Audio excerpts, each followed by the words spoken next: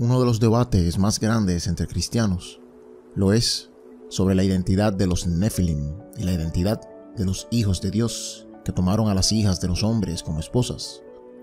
La palabra en Génesis capítulo 6 nos dice: Aconteció que cuando comenzaron los hombres a multiplicarse sobre la faz de la tierra y les nacieron hijas, que viendo los hijos de Dios que las hijas de los hombres eran hermosas, tomaron para sí mujeres, escogiendo entre todas.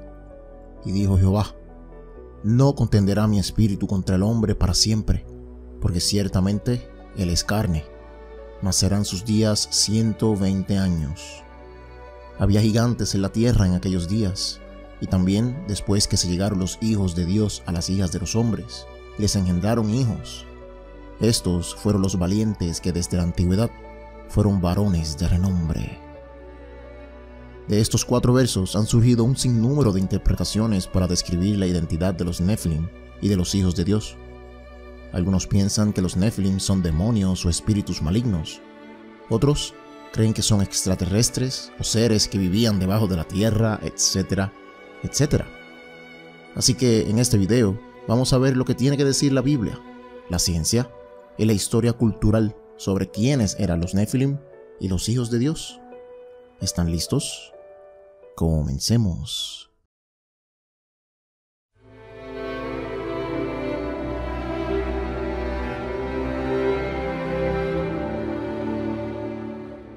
Primero, comencemos por investigar más a fondo la identidad de los Nefilim y luego veremos quiénes realmente son los hijos de Dios. Independientemente de si los Nefilim son hijos de ángeles o hijos de hombres normales, a estos personajes se les describe como gigantes. Así que veamos lo que tiene que decir la Biblia primero sobre estos seres. En el libro de Números capítulo 13, versículo 33, nos dice: También vimos allí gigantes, hijos de Anac, raza de los gigantes, y éramos nosotros, a nuestro parecer, como langostas, y así le parecíamos a ellos. Aquí la palabra en hebreo para gigantes lo es Nefilim, y si volvemos a Génesis capítulo 6, verso 4, dice que había gigantes sobre la tierra, y aquí la palabra también es Nefilim. Así que estos seres sí eran una raza de gigantes, ¿cierto? No es tan fácil como eso. Verán, la palabra Nefilim en Números 13:33 se escribe diferente a la de Génesis capítulo 6, verso 4, ya que tiene un segmento extra, el cual proviene del arameo, y esta adición la convierte en la palabra gigante. Pero en Génesis capítulo 6, verso 4, la palabra Nefilim proviene totalmente del hebreo y su significado no es gigante en términos de estatura, sino que se refiere más a su estatus social. Y la prueba está al final del verso, donde dice que los Nefilim eran hombres valientes de renombre. Así que, si en Génesis 6 no está hablando de hombres gigantes, pues ¿por qué en Números 13 dice que los israelitas parecían langostas al lado de ellos? Bueno, pues aquí es donde tenemos que estudiar el contexto. Verán, en el libro de Números capítulo 13, Moisés envía 12 espías a investigar la tierra prometida desde afuera, para verificar si había mucha o poca gente, si estaban bien defendidos o no, etcétera, etcétera. Al pasar 40 días, los 2 espías regresan, y entre estos estaba Josué y Caleb, quienes se convertirían en líderes de Israel después de la muerte de Moisés. Sucede que Josué y Caleb dieron un reporte bastante alentador. En el versículo 30, dicen: Subamos a conquistar esa tierra, estoy seguro que podremos hacerlo. Claramente podemos ver que Josué y Caleb están confiados de que podrían conquistar la tierra prometida. Esto significa que ellos no vieron ningunos gigantes allí, porque de lo contrario no estuvieran tan seguros de sí mismos. En Deuteronomio capítulo 7, verso 1, también tenemos un reporte de los habitantes de la tierra prometida, y en ningún lado se menciona a estos gigantes. Además, en Deuteronomio capítulo 20, verso 17, el mismo Dios es quien ordena la destrucción de todas las personas que hay dentro de esas ciudades. Así que si en realidad habían gigantes de 3, 6 y hasta 10 metros, pues el Señor estaría enviando a los israelitas a una muerte segura. En cambio, el resultado de esas invasiones culminó con la victoria de Israel sobre todos estos pueblos. Lo que quiere decir que en ninguno había gigantes de 10 metros de altura que eran mitad hombres y mitad ángeles. Pero ya sé por dónde vienen. ¿Qué ocurre con Goliat y con el rey Og? En 1 Samuel capítulo 17 nos dice que Goliat medía alrededor de 3 metros, pero en los textos de la Biblia Septuaginta y en los papiros del Mar Muerto nos dice que medía alrededor de 2 metros, lo que para nosotros hoy día no es tan inusual. Pero para los israelitas de esa época, esta medida era bastante rara, ya que la estatura promedio de un israelita en esa época era de 1,65 m, debido a todo el tiempo que estuvieron esclavizados en Egipto. En cambio, los demás pueblos de la tierra prometida vivieron mucho tiempo bien alimentados y en mejores condiciones, lo que significa que es normal que su estatura sea más alta a la de los israelitas. Otro ejemplo de un supuesto gigante lo vemos en Deuteronomio capítulo 3, verso 11, con el rey Og. Porque únicamente Og, rey de Basán, había quedado del resto de los gigantes. Su cama, una cama de hierro. La longitud de ella es de 9 codos y su anchura de 4 codos, según el codo de un hombre. En este pasaje menciona a Og como un gigante, pero dejándonos llevar por las medidas de los habitantes de la tierra prometida, Og medía alrededor de 2 metros, lo cual era normal para esa gente. Pero aquí no nos dice la estatura de Og, sino que nos dice el tamaño de su cama, y esta medía alrededor de 4 metros. Y esto no prueba que esa era la estatura del rey Og. Y como evidencia, les mostraré a una leyenda de la NBA, Shaquille O'Neal, quien se compró una cama de 6,5 metros para estar más cómodo, mientras que su estatura es de solo 2,16 metros, que sigue siendo bastante alto. Así que este pasaje de Deuteronomio tampoco prueba que existían gigantes en la época antigua, sino que la palabra gigante se usaba para estas personas de mayor estatura que los israelitas, ya que estos solo estaban acostumbrados a ver personas de su mismo tamaño, ya que estuvieron esclavizados por tanto tiempo en Egipto. Pero si esto es cierto, y en realidad los gigantes de la tierra prometida no eran tan grandes como suponen la mayoría, pues ¿por qué los espías de Números 13:33 reportan haber visto gigantes ante los cuales ellos parecían langostas en comparación? Bueno, la respuesta es más sencilla de lo que creen. La verdad es que este reporte no lo escribió Moisés y tampoco fue mandado por Dios, sino que estos espías tuvieron miedo al ver a estos hombres de mayor estatura, y por tal razón mintieron en su reporte, diciendo que eran gigantes más grandes de lo normal, y usaron la palabra Nefilim, acordándose de los hombres valientes y de renombre que aparecieron en Génesis 6:4. Y gracias a este reporte, el pueblo también tuvo miedo y se resbalaron en contra de Dios, y desobedecieron sus órdenes de ir a conquistar estas tierras. Y como castigo, el Señor los sentenció a pasar 40 años en el desierto antes de poder entrar a la tierra prometida. Sería 1 año por cada día que pasaron los espías investigando esas tierras. Así que ya sabemos que tanto en Números 13 como en Deuteronomio 3 y en 1 Samuel 17 no está hablando de seres gigantes de 5 metros de estatura que eran mitad hombre y mitad ángeles, sino que se refiere a hombres con una estatura de alrededor de 2 metros. Así que ya que tenemos toda esta evidencia, por fin podemos pasar a tratar de entender quiénes eran los Nefilim en Génesis 6:4. Y como acabamos de ver, la palabra gigantes no se refiere a seres de una estatura exagerada, sino que se refiere a hombres valientes de renombre. En otras palabras, guerreros sin temor de nada ni nadie, que solo buscaban engrandecerse ante los demás y dominar por encima de todas las razas. Pero veamos qué nos tiene que decir el argumento científico sobre estas personas de gran estatura. En nuestra época han sido muy pocos los hombres que han llegado a 3 metros de altura. Pero cuando aparece uno, lo menos que vemos es un guerrero valiente y de renombre. En contraste, lo que vemos es un ser humano preso en su propio cuerpo, ya que padecen de todo tipo de problemas físicos. Sus coyunturas siempre duelen, su cintura y su espalda son un desastre, tienen problemas en sus órganos y son más propensos a desarrollar un gran número de condiciones, desde artritis, osteoporosis y hasta cáncer. Verán, la vida de estos verdaderos gigantes no es tan fácil como creen, ya que cada día que pasa sus cuerpos batallan contra un enemigo en común, y ese es la gravedad. Un enemigo constante.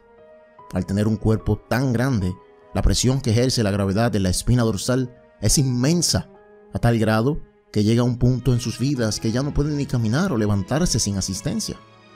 Así que imagínense los problemas que tuvieran gigantes de 4, 5 y hasta 6 metros. Sería algo absurdo, ¿no?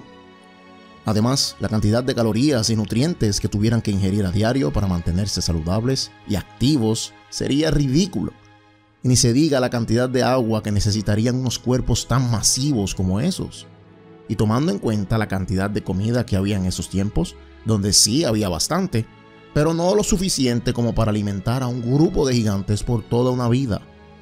Así que científicamente, la posibilidad de que estos seres existieran es muy baja, y de haber existido, no hubiesen sido para nada como los describe la Biblia, guerreros valientes de antaño, sino que más bien hubieran sido personas incapacitadas dependiendo de la ayuda de varias personas para subsistir a diario.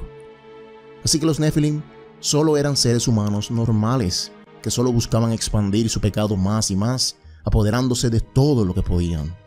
Pero si esto es cierto, pues nos queda solo una pregunta por contestar, y esa es: ¿quiénes eran los hijos de Dios que tomaron como esposas a las hijas de los hombres y se acostaron con ellas para engendrar a los Nefilim?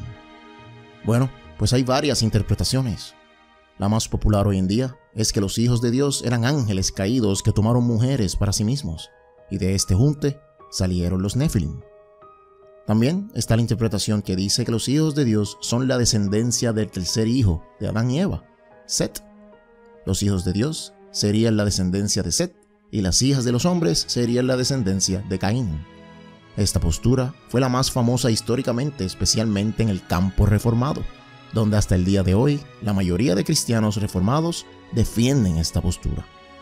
Y la última interpretación es aquella que dice que los hijos de Dios eran reyes antiguos que decidieron rebelarse y dejarse llevar por su pecado. Estos reyes tomaron para sí muchas esposas y tuvieron muchos hijos con ellas, los cuales, teniendo ese linaje real, crecieron en buenas condiciones y bien alimentados, y al igual que sus padres, decidieron seguir propagando el pecado y la maldad por el mundo. Pero ¿cuál de estas es la correcta? Bueno, pues empecemos por la interpretación de Set. Luego veamos la de los reyes tiranos y al final veremos la de los ángeles que se rebelaron. Para empezar, la versión que dice que los hijos de Dios eran los descendientes de Set tiene varios problemas a la hora de ver el contexto del capítulo 6 de Génesis. Por ejemplo, en el verso 1 y 2, el significado de la palabra hombres tiene que ser diferente. En el verso 1 nos dice que los hombres se empezaron a multiplicar por toda la tierra. Esto se refiere a toda la humanidad. Pero en el verso 2, por alguna razón que nadie entiende, excepto los que defienden esta postura de Set, los hombres que tuvieron hijas ya no eran toda la humanidad, sino que solo se refería a los descendientes de Caín. Esto es un cambio bastante absurdo, especialmente cuando no tenemos ninguna indicación en el texto que nos muestre este cambio. Otro problema que tiene esta postura es que ni el verso 1 ni el verso 2 hace una distinción entre los descendientes de Caín y los descendientes de Set. Así que de aquí surge una nueva pregunta.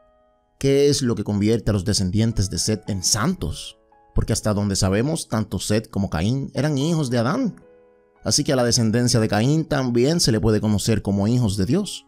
Y tampoco vemos una prohibición de parte de ambos clanes de no casarse el uno con el otro. Y también surgen preguntas como ¿por qué la descendencia de Caín eran todas mujeres y la de Set todos hombres, etcétera, etcétera?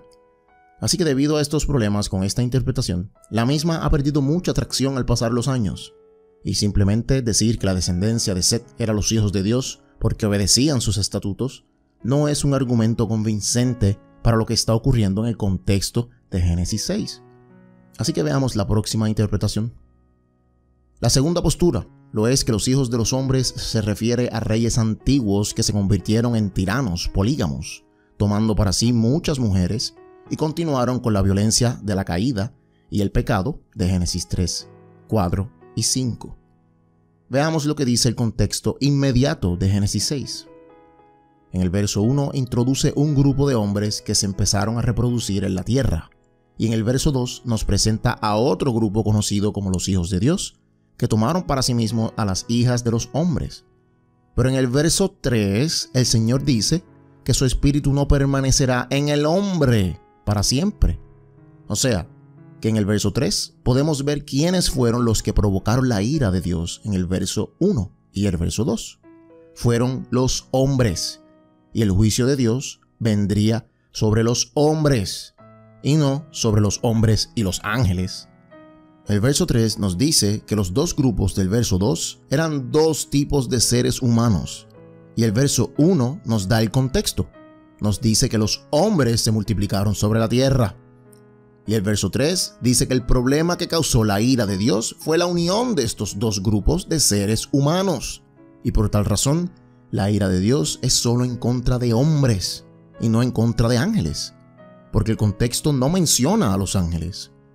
Eso también lo podemos ver en el paralelo que tiene con Génesis 3. Cuando Adán y Eva pecaron, el Señor le pasó juicio a Adán y a Eva, pero también le pasó juicio a la serpiente. Así que si en realidad los hijos de Dios eran ángeles, pues ¿por qué no vemos un juicio separado para ellos también, por pecar con las hijas de los hombres? Esto indica que el capítulo 6 de Génesis no está hablando de seres divinos pecando con mujeres, sino que solo habla de hombres y mujeres pecando en contra de Dios. También podemos ver que el contexto circundante de Génesis 6 también apoya esta postura de los reyes antiguos. Por ejemplo, en Génesis 4, Caín se llena de orgullo y construye una ciudad con el nombre de su hijo, y todo para recibir la gloria y la honra para él y su familia, y no para la gloria de Dios. Luego, en Génesis 5, podemos ver que Lamec, el descendiente de Caín, continúa cayendo aún más profundo en su pecado que Caín, ya que no solo era un orgulloso buscando honra y gloria para sí mismo, sino que también comenzó a tomar más de una mujer como esposa. Y esta terrible tradición continuó de generación en generación hasta que llegamos a Génesis 6. O sea que Génesis 6 es una continuación de lo que ocurrió en Génesis 5, porque empieza diciéndonos que los hombres comenzaron a multiplicarse, porque muchos eran polígamos. E inmediatamente pasa a decirnos que los hijos de Dios tomaron muchas mujeres para ellos. Así que ahora no solamente los descendientes de Caín estaban cometiendo este horrible pecado de la poligamia, sino que los reyes de la tierra también decidieron tomar parte en esta conducta lujuriosa, con tal de honrarse ellos mismos y olvidarse de Dios. Y esto culminó con sus hijos, los Nephilim, queriendo hacer lo mismo. Por eso se les llama hombres valientes de renombre, porque solo buscan su propia gloria y dejar un legado que sea recordado para siempre. Pero si esta es la postura correcta, pues ¿de dónde salieron estos reyes?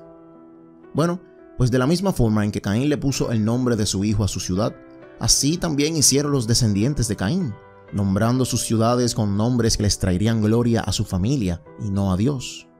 Y fue de estas ciudades de donde salieron estos gobernantes tiranos, estos reyes antiguos. Luego, en el verso 5 y 6, el Señor se arrepiente de haber hecho al hombre nada más, y no a los ángeles. Y todo porque vio como la tierra estaba llena de la maldad del hombre, y no de los ángeles. Y esta maldad comenzó primeramente aparte del orgullo del hombre. Empezó por la poligamia que todos sobre la faz de la tierra estaban cometiendo. Podemos ver muchos ejemplos de por qué Dios detesta la poligamia y el resultado de ser polígamo. Por ejemplo, Abraham tuvo a Agar estando con Sara, y de ahí salió Isaac e Ismael, y sus descendientes han estado en guerra hasta el día de hoy. También podemos ver a Jacob casándose con Raquel y con Lea. Esto trajo muchos problemas, competencias, envidia, y casi resulta con la muerte de José. Más adelante podemos ver el resultado de la poligamia de Jacob, donde el reino de Judá se separó del reino de Israel. Pero como dato curioso, es bueno que veamos el contraste entre todos esos hombres polígamos de Génesis 6 con Noé. Noé era el único que no era polígamo, sino que tenía una sola esposa. Y por esto Noé era justo ante los ojos de Dios, y también sus hijos. El Génesis nos dice hasta 5 veces que Noé tenía una sola esposa, como si eso fuera un dato importante de vida o muerte. Pero cuando entiendes el contexto de Génesis 6, y te das cuenta que fue la poligamia lo que encendió la ira de Dios sobre los hombres, entre otros pecados, pues es ahí que entiendes por qué el autor puso tanto énfasis en decir que Noé solo tenía una sola esposa. O sea, era para que supiéramos que la poligamia fue uno de los pecados que inició todo esto. Así que podemos resumir lo que está ocurriendo en Génesis 6 como la continuación de la caída del hombre, ya que en Génesis 3 cae el hombre, luego en Génesis 4 cae la familia y en Génesis 5 y 6 cae la civilización como tal. Así que no hace ningún sentido que si estamos hablando de la caída del hombre gracias al pecado, que de repente metamos a los ángeles en la historia para hablar de un pecado que cometieron, para luego sacarlos completamente de la historia sin ni siquiera pasar juicio sobre ellos. Luego tenemos el contexto cultural de la época, en donde podemos encontrar textos sagrados de otras culturas como el Atrahasis, entre otros, donde Dios también se molesta con el hombre por sus pecados y los destruye con un diluvio. Pero lo interesante es que en ninguno de estos relatos extrabíblicos encontramos seres divinos provocando la ira de Dios, sino que siempre se trata del pecado de los hombres. Así que culturalmente hablando, esta postura de los reyes antiguos también está defendida. Así que si nos dejamos llevar por el contexto inmediato de Génesis 6, el cual nos habla de hombres causando la ira de Dios con sus pecados, el contexto circundante de Génesis 6, el cual nos dice que Génesis 6 es la continuación de la caída del hombre, de la familia y la civilización, el contexto en todo Génesis que nos dice que fue la poligamia la que comenzó todo esto, y el contexto cultural antiguo, el cual nos dice que incluso en los mitos de otras culturas, solo fue el pecado de los hombres el que levantó la ira de Dios, y no el de los seres divinos.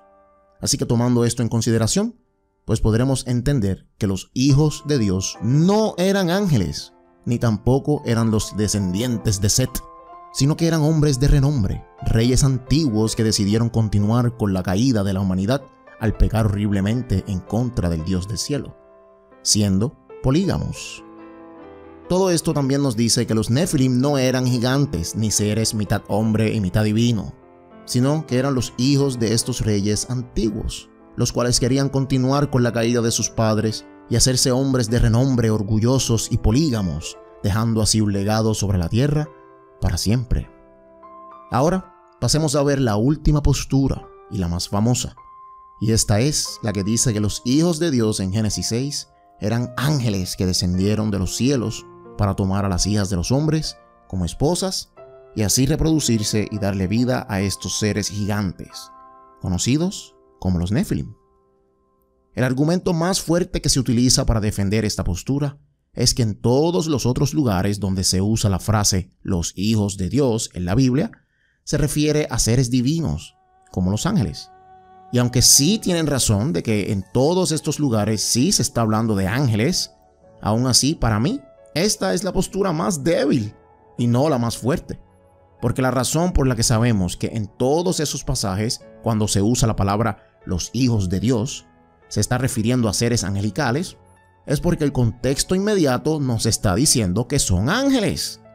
Por ejemplo, en el libro de Job capítulo 1 verso 6 dice: un día vinieron a presentarse delante de Jehová los hijos de Dios, entre los cuales vino también Satanás.